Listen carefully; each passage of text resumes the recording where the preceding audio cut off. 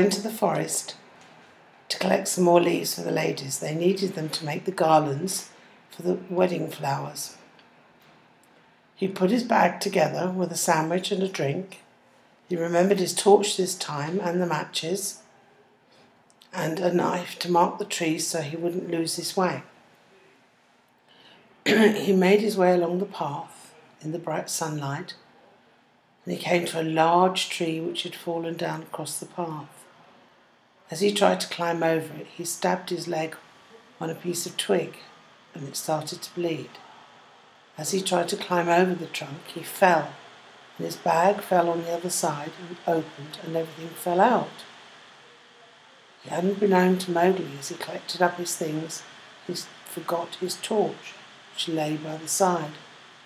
He carried on along the path into the clearing some distance away, and he started to collect the leaves into the bag that he'd brought. As he went around the clearing, he lost track of where he'd come from. He'd filled his bag with leaves, but by now the sun was gone and it was starting to get dark. He looked for the way into the clearing that he'd come along, but he couldn't see it, and he hadn't marked a tree to make it clear where he should go. He set off down one path, but it got very steep and there were lots of brambles.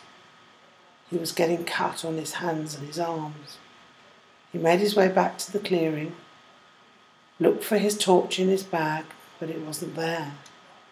He collected some firewood and made a small bonfire in the middle of the clearing,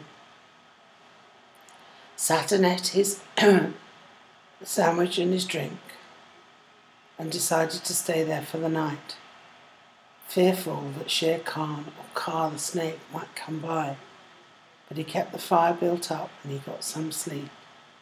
In the morning the sun started to stream through the trees, and Mowgli was very relieved to see that nobody had come by. He packed his bag with the leaves and looked all around the clearing.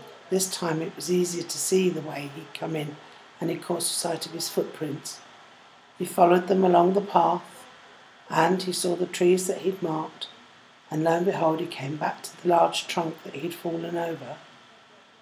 But he saw his torch lying there, put it back in his bag, and climbed much more carefully this time over the tree trunk, and made his way back to the man village.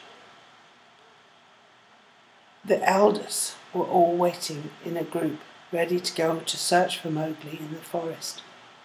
They were very afraid that he was lost completely, but he was able to reassure them. They quickly bandaged his leg and gave him some breakfast, and Bendy and Hoppy were very glad because they were always